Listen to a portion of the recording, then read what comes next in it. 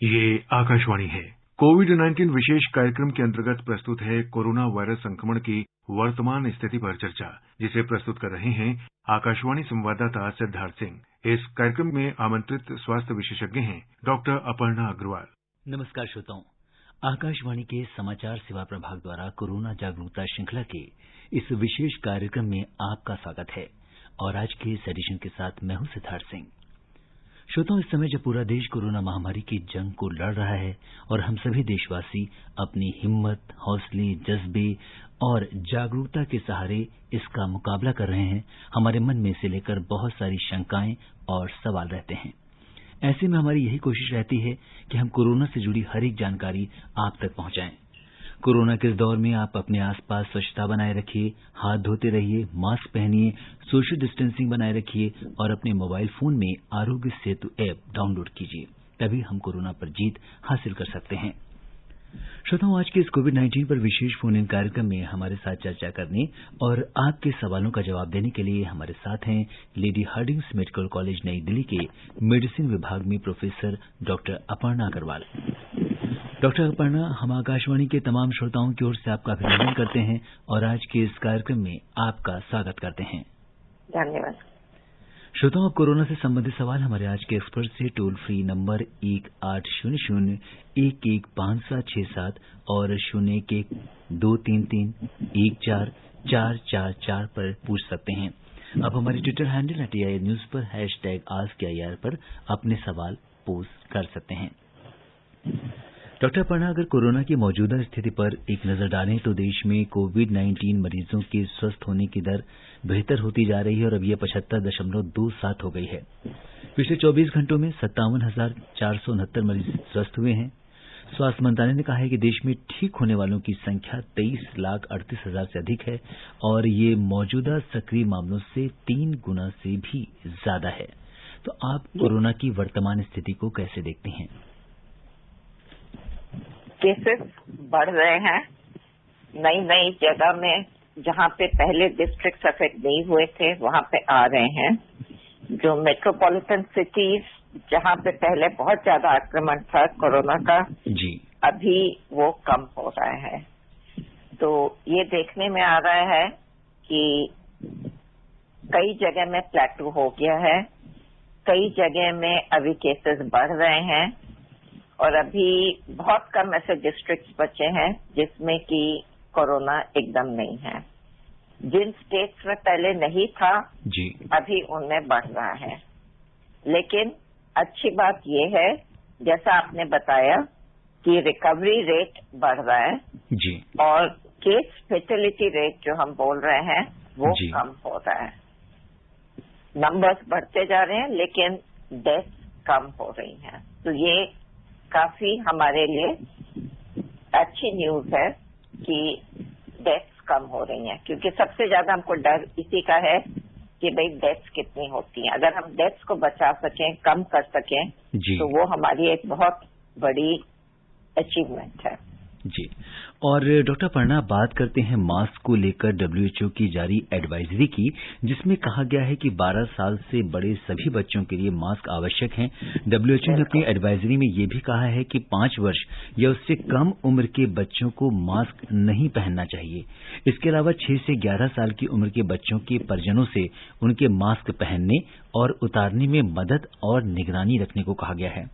साथ ही यहाँ पे सीनियर सिटीजन्स के लिए भी एडवाइजरी दी है। 60 वर्ष से कम उम्र के जो लोग हैं उनको कपड़े का मास्क और 60 साल से अधिक के लोग और बीमार लोगों को मेडिकल मास्क लगाने की सलाह दी गई है। तो इस एडवाइजरी के बारे में आप हमारे श्रोताओं को क्या कहना चाहेंगी?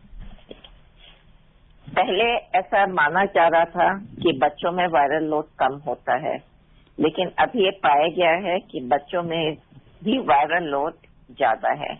इसीलिए एडवाइजरी मास्क की आई है कि 12 साल से ऊपर सब बच्चे मास्क पहने और 6 साल से 11 साल, क्योंकि बच्चे चंचल होते हैं, नटखट होते हैं, मास्क ठीक से पहने नहीं पहने, इसीलिए ये बोला गया है कि उस पर निगरानी रखी जाए।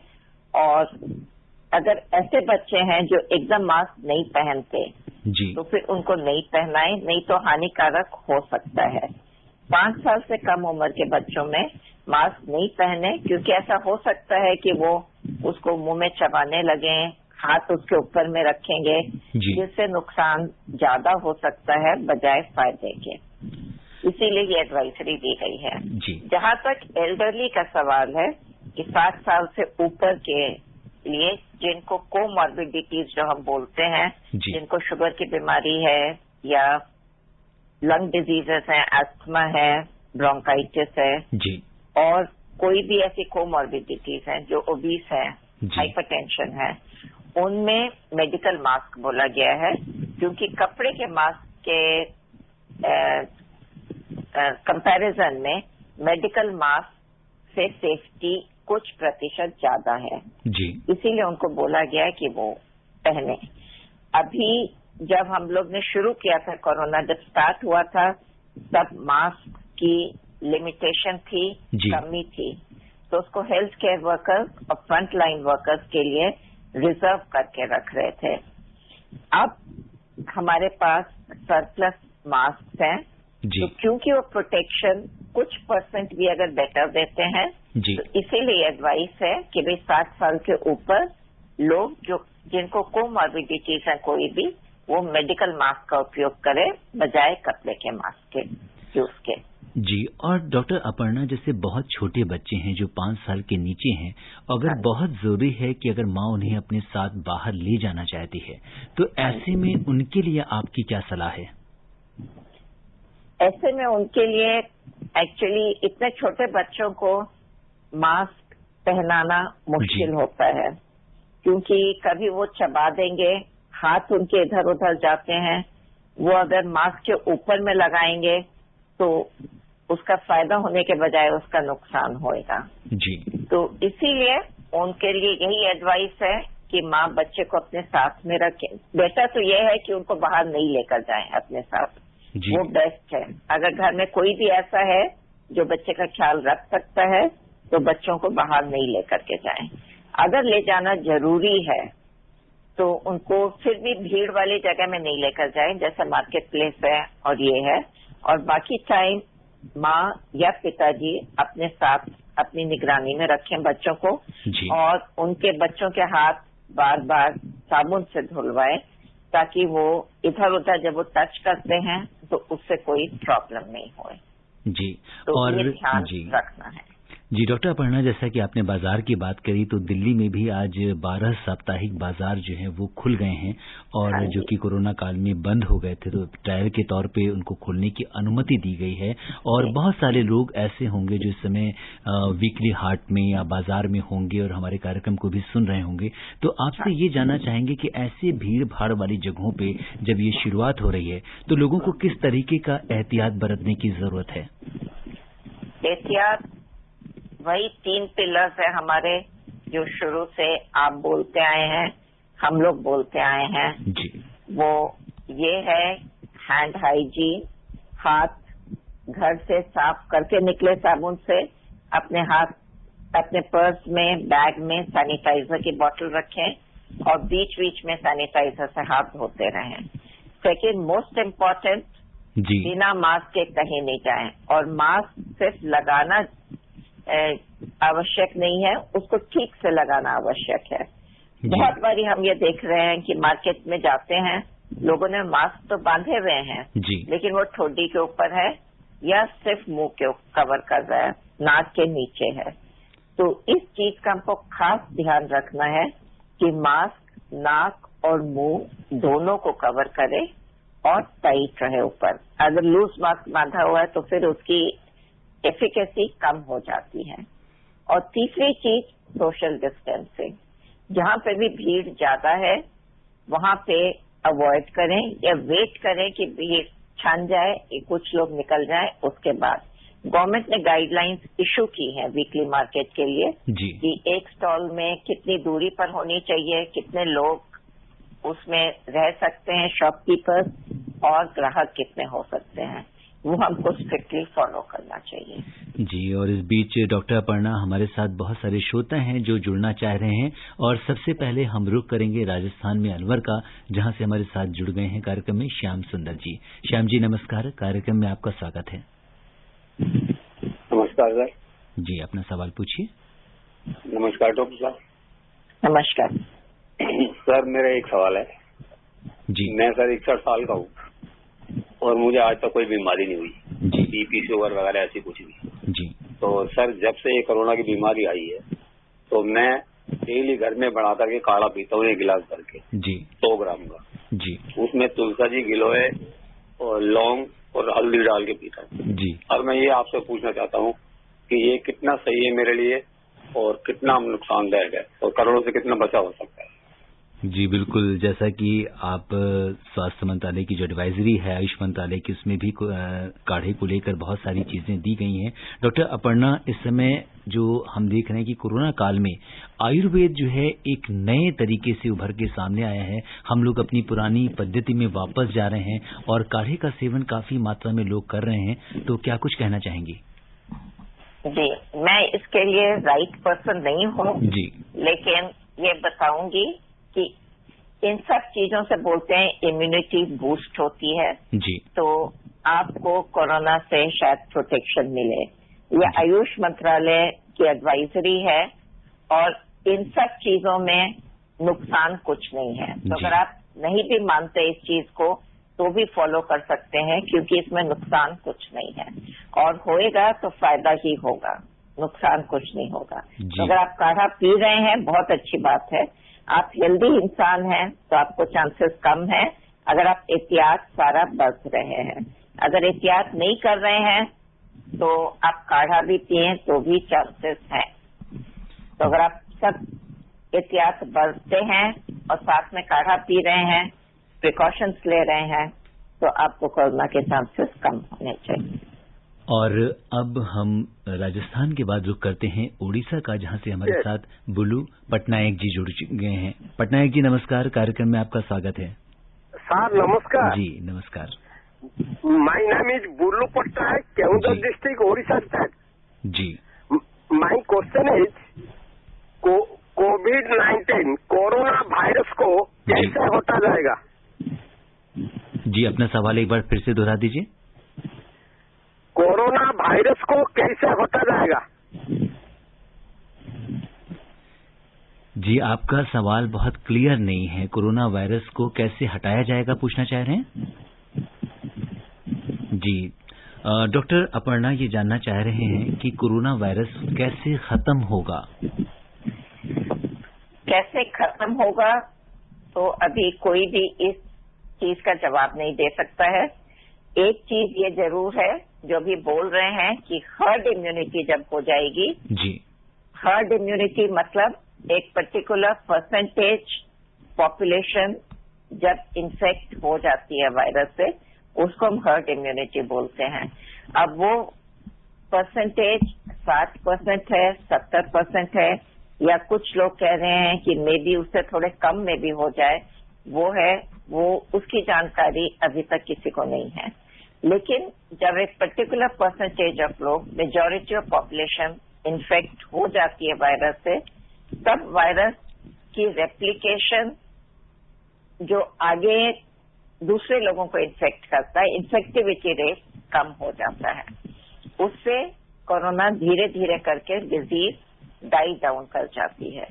सेकेंड इम्पॉर्टेंट चीज इसमें है, अगर हमारे पास वैक्सीन अवेलेबल हो जाए और हम लोगों को वैक्सीन दे पाए।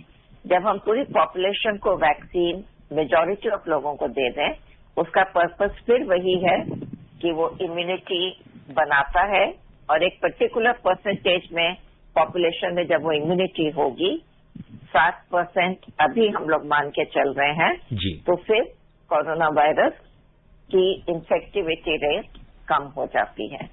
तो ये दो चीजें हैं जो अभी हमारे सामने दिख रही हैं। तीसरी चीज ये है, अगर हमारे पास कोई दवाई आ जाए जी।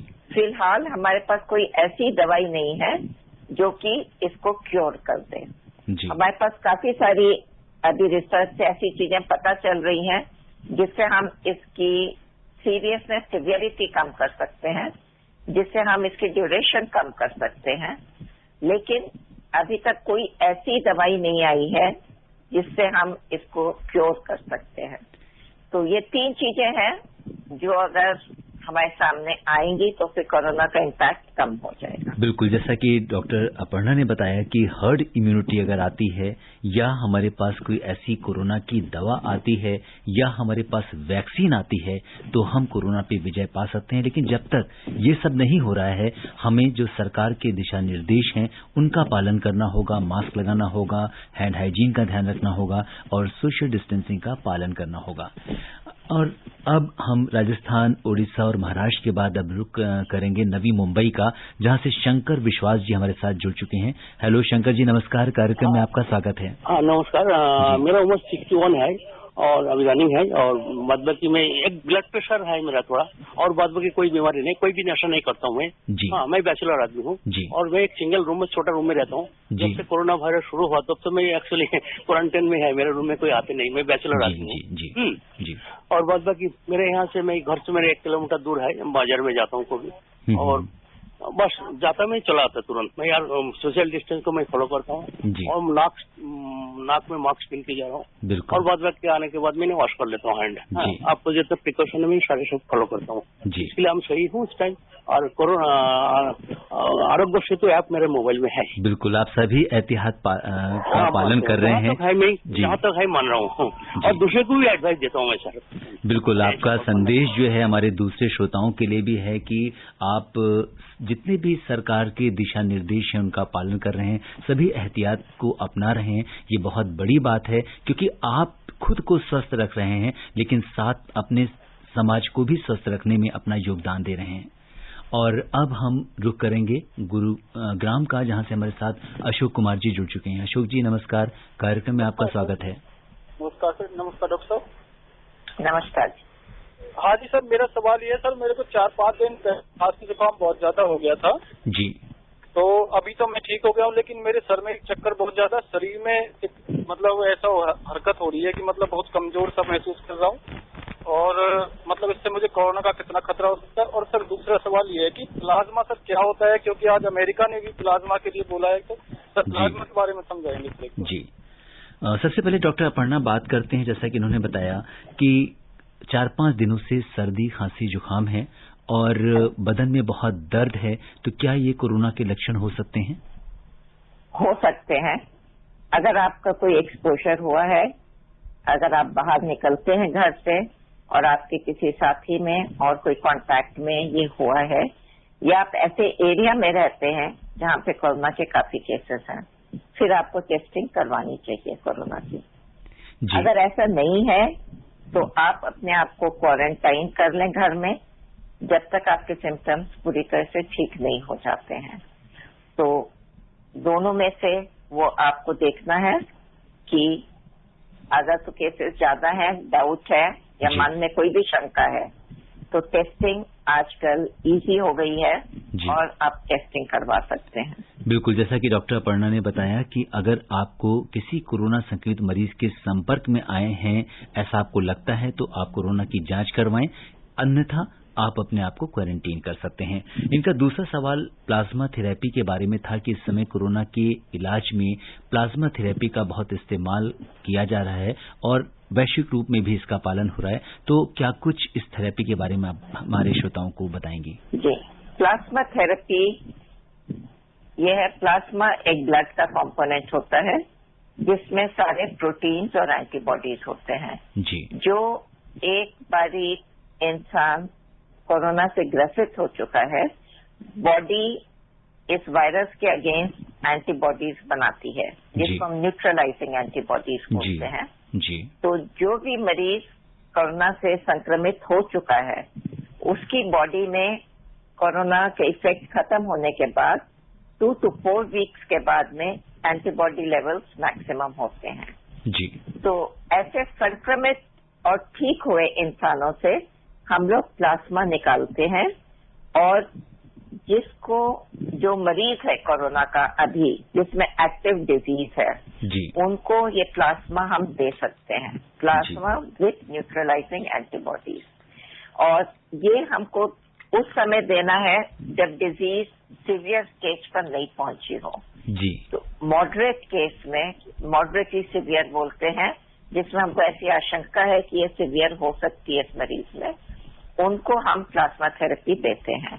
तो प्लाज्मा थेरेपी उसके डोनर्स, जो प्लाज्मा डोनर्स जो हम बोलते हैं, वो ऐसे इंसान हैं जो कोरोना से ग्रसित थे, अब रिकवर कर गए हैं जी। 4 हफ्ते कम से कम हो चुके हैं। उसके बाद हम लोग उनका ब्लड निकालते हैं, उसमें से प्लाज्मा सेपरेट करके बाकी ब्लड जो आरबीसीज हैं, बाकी सेल्स हैं, वो वापिस इंसान में डाल देते हैं और सिर्फ प्लाज्मा हम लोग ऐसे मरीज को देते हैं जो कोरोना से अभी ग्रसित हुआ है। और एफिकेसी इसकी मैक्सिमम है जब वो हम मॉडरेटली सीवियर स्टेज में देते हैं। इससे ये एंटी कोरोना वायरस नहीं है फुल्ली, हालांकि न्यूट्रलाइजिंग एंटीबॉडीज देखते हैं। मॉर्टेलिटी रेट पर इसका ज्यादा असर अभी तक नहीं पाया गया है। डेफिनेटिव स्टडीज ऑनगोइंग है, चल रही हैं, लेकिन डेफिनेटली कहते हैं सिवियरिटी कम कर रही है प्रोबेबली, एंड हॉस्पिटल स्टे कम कर रहा है जी। और न्यूट्रलाइजिंग एंटीबॉडीज का पर्पज यही है कि वो वायरस के अगेंस्ट फाइट करता है, उसकी वजह से शायद सिवियरिटी कम करता है। बाकी स्टडीज जो चल रही हैं, एक बार उसके रिजल्ट्स आएंगे जी। लार्ज स्केल स्टडीज ट्रायल्स जो चल रहे हैं, आईसीएमआर भी कंडक्ट कर रहा है, भारत में हो रहा है, बाकी जगह भी हो रहा है, तब हमको और डिटेल्स इसके पता चलेंगे जी। और सरकार ने बहुत सारे इस समय पूरे देश में प्लाज्मा ब्लड बैंक्स भी हैं जहां से आप प्लाज्मा ले सकते हैं और अपने मरीज का इलाज करा सकते हैं। और अब हम रुख करेंगे बिहार का सीतामढ़ी का, जहां से हमारे साथ जुड़ चुके हैं सुजीत पाठक जी। सुजीत जी नमस्कार, कार्यक्रम में आपका स्वागत है। नमस्कार जी। सुजीत जी अपना सवाल पूछिए। नमस्कार मैम। नमस्कार। रिकवरी रेट अच्छी है और मृत्यु दर भी कम है, तो क्या कोरोना का लास्ट स्टेज आ चुका है? जी डॉक्टर अपर्णा, देश में अगर हम ये देखें कि रिकवरी रेट बढ़ती जा रही है, 75% से भी ज्यादा हो गई है और डेथ रेट भी दुनिया में सबसे कम है, तो ये जानना चाहते हैं कि क्या भारत में कोरोना अपनी लास्ट स्टेज में है? नहीं, अभी ऐसा नहीं कह सकते हैं क्योंकि हमारे केसेस ऑल ओवर इंडिया तो बढ़ ही रहे हैं, आंकड़े पहले से ज्यादा हैं। हाँ, रिकवरी रेट जरूर बेहतर है और केस फेटेलिटी रेट कम हुई है। इसका मतलब कि अब उसमें सीवियर केसेस नहीं देख रहे हैं जी। हमारी जो वर्ल्ड ओवर रिसर्च हो रही है, उससे अब हम काफी चीजें ऐसी करने लगे हैं जिसकी वजह से लोगों में इम्प्रूवमेंट शायद जल्दी आ रही है और डेथ कम हुई है। हॉस्पिटलाइजेशन अब टाइम पर हो जा रही है, लोगों को बेड्स की अवेलेबिलिटी है, हॉस्पिटल्स में oxygen supply, oxygen concentration status, high flow nasal oxygen, ये सब की अवेलेबिलिटी है। वेंटिलेटर्स कम डाल रहे हैं, आजकल हम लोग स्टीरॉइड्स यूज कर रहे हैं, एंटीकोएगुलेंट्स यूज कर रहे हैं, एंटीवायरल 1-2 ड्रग्स हैं जिससे इम्प्रूवमेंट शायद हो रही है और प्लाज्मा थेरेपी यूज कर रहे हैं, कुछ मोनोक्लोनल एंटीबॉडीज भी यूज कर रहे हैं, और भी दवाइयां हैं जिनसे प्रोबेबली सिवियरिटी कम हो रही है, तो उसकी वजह से डेथ रेट कम हो रहा है। तो लेकिन आंकड़े अभी भी बढ़ रहे हैं जी। तो अभी हम ये नहीं कह सकते कि भारत में कोरोना का एंड आ गया है। जी बिल्कुल। और अब हम रुख करेंगे नवी मुंबई का, जहां से हमारे साथ इमरान खान जी जुड़ चुके हैं। इमरान जी नमस्कार, कार्यक्रम में आपका स्वागत है। हेलो जी इमरान जी, हम आपको सुन पा रहे हैं, अपना सवाल पूछिए। नमस्ते। हेलो जी इमरान जी, आपकी आवाज हम तक पहुंच रही है, अपना सवाल पूछिए जी। हाँ देखिए सर, ऐसा है, सबसे पहले मुहर्रम की और गणपति की आप सबको शुभकामनाएं। जी आपको भी शुभकामनाएं। और उसके बाद ऐसा है कि हम जब मास्क लगाते हैं ना जी, मास्क लगाने के बाद हम मुंह से सांस लेते हैं और नाक से सांस लेते हैं जी, बराबर है, वो सांस तो बाहर नहीं जाती है, फिर उसका है ना मुझे रिएक्शन होता है, मुझे खांसी आती है जी, दिस इज द प्रॉब्लम। तो अभी इससे कुछ इफेक्ट तो नहीं होगा ना? जी डॉक्टर अपर्णा, मास्क लगाने के बाद जब हम सांस छोड़ते हैं फिर इसके बाद वही कुछ, इनका मतलब ये है कि वही चीज हम अंदर भी लेते हैं, तो और उसके बाद थोड़ा सफोकेशन होता है जिसकी वजह से कभी कभी खांसी भी आ जाती है। तो किस तरीके से सही तरीका क्या है, और क्या मास्क लगाने के बाद थोड़ा बहुत कार्बन डाइऑक्साइड के अंदर जाने का भी खतरा होता है? नहीं, स्टडीज हुई है पूरी, एक्सेप्ट फॉर सीवियर एक्सरसाइज, जो ज्यादा हेक्टिक एक्सरसाइज करते हैं तब तक, माइल्ड एक्सरसाइज तक मास्क से कोई इफेक्ट नहीं होता है। तो मास्क में अगर आपको खांसी आती है तो आप, हो सकता है मास्क ठीक से नहीं पहन रहे हो जी, वो आपको ध्यान देना है। और आप मेडिकल मास्क यूज करते हैं क्या? जी, अभी उनसे हमारा संपर्क नहीं है जी। तो आप देख लें, अगर मेडिकल मास्क यूज कर रहे हैं तो कॉटन के जो सिंपल मास्क बोल रहे हैं मल्टी लेयर जी, जो पब्लिक के यूज के लिए बोल रहे हैं, आप वो इस्तेमाल करके देखिए। अगर कॉटन के मास्क यूज कर रहे हैं तो फिर दूसरा लगा करके देखिए कि उससे अगर आपको कम प्रॉब्लम होती है जी। और जी, मास्क जैसे पहनने की गवर्नमेंट के एडवाइस है, उसको फॉलो करिए। जी बिल्कुल। और डॉक्टर अपर्णा, महाराष्ट्र में ही वर्धा से लीलाधर जी हमारे साथ कार्यक्रम में जुड़ चुके हैं, जल्दी से इनका प्रश्न ले लेते हैं। लीलाधर जी नमस्कार, कार्यक्रम में आपका स्वागत है, अपना सवाल पूछिए। नमस्कार सर। नमस्ते सर, मैं लीलाधर चोपड़े बात कर रहा हूँ कारंजागढ़ के, महाराष्ट्र से जी। मुझे अपर्णा मैडम से एक सवाल पूछना है जी। मैम, अपने भारत के अंदर में जो फिलहाल एक अच्छी बात है कि यहाँ पे मृत्यु दर कम है, तो क्या ये अपने आहार का ये इश्यू है या बाकी के देशों से अपनी डीएनए अपने लोगों का अच्छा है? जी, डॉक्टर अपर्णा जानना चाहते हैं कि क्या कारण है कि हमारे देश में मृत्यु दर इतनी कम है और रिकवरी रेट भी बहुत ज्यादा है। क्या हमारी इम्यूनिटी या हमारा जो खान पान है इसकी वजह से ऐसा है? इसका क्या कारण है?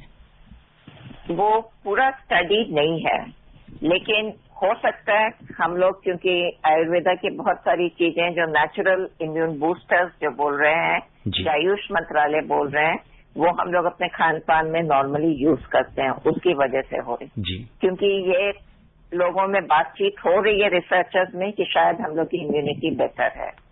सेकेंड, ये कह रहे हैं शायद बीसीजी वैक्सीन जो हम लोग को बचपन में सबको मिलता है, शायद उसकी वजह से जी हमारी इम्यूनिटी बेटर है अगेंस्ट दिस वायरस। और तीसरी चीज ये है, अभी जो कम हुई है जी। पहले जब शुरू में कोरोना हुआ था और अभी जो कोरोना के केस फेटेलिटी रेट है, डेथ रेट अभी कम है जी। वो इसलिए, जैसा मैंने पहले बताया है कि काफी सारी चीजें हम लोग ने सीखी हैं इस वायरस के बारे में, सबके वर्ल्ड ओवर जो लोगों ने फॉलो किया है उनकी रिसर्च से और नतीजों से जब हम फॉलो कर रहे हैं, उसकी वजह से भी कोरोना की डेथ कम हुई है जी। और श्रोताओं, ये सब चीजें मिला करके डेथ रेट कम हुआ है जी। और समय अब इजाजत नहीं दे रहा है कि हम इस चर्चा को आगे बढ़ाएं। चलते चलते डॉक्टर अपर्णा, आप आकाशवाणी के श्रोताओं को क्या 2-3 इम्पोर्टेंट टिप्स देना चाहेंगी? सबसे जरूरी है प्रिकॉशन। आपको प्रिकॉशंस फॉलो करनी है। अभी त्योहार का समय है, सीजन है, मार्केट जाना ज्यादा हो रहा है लोगों का, लेकिन प्लीज एहतियात पूरी तरह से बरतिए। Mask, social distancing, hand hygiene, ये 3 पिलर्स हैं जिससे हम अपने आप को कोरोना से प्रोटेक्ट कर सकते हैं। और अभी हम खतरे के दायरे से बाहर नहीं हैं, हमें ये फॉलो करना है। बिल्कुल डॉक्टर अपर्णा, आप कोविड-19 के इस विशेष कार्यक्रम से जुड़ी और आपने हमारे श्रोताओं के प्रश्नों का उत्तर दिया। आपका बहुत बहुत धन्यवाद। धन्यवाद। श्रोताओं, आज के एडिशन में बस इतना ही। आपसे यही कहेंगे कि आप अपने आसपास स्वच्छता बनाए रखिए, हाथ धोते रहिए, मास्क पहनिए, सोशल डिस्टेंसिंग बनाए रखिए। आप स्वस्थ और सुरक्षित रहते हुए दूसरों को भी सुरक्षित रखें। इसी कामना के साथ दीजिए मुझे अनुमति। नमस्कार। कोविड-19 विशेष कार्यक्रम के अंतर्गत अभी आप सुन रहे थे कोरोना वायरस संक्रमण की वर्तमान स्थिति पर चर्चा, जिसे प्रस्तुत कर रहे थे आकाशवाणी संवाददाता सिद्धार्थ सिंह। इस कार्यक्रम में आमंत्रित स्वास्थ्य विशेषज्ञ थीं डॉक्टर अपर्णा अग्रवाल। ये कार्यक्रम आकाशवाणी के समाचार सेवा प्रभाग द्वारा प्रस्तुत किया गया। इसे आप हमारे mobile app news on AIR पर भी सुन सकते हैं। इस कार्यक्रम के संबंध में अपनी प्रतिक्रिया आप हमें ईमेल कर सकते हैं। पता है airnsdtalks@gmail.com। ये कार्यक्रम फिर से सुनने के लिए लॉग ऑन करें हमारी वेबसाइट newsonair.com।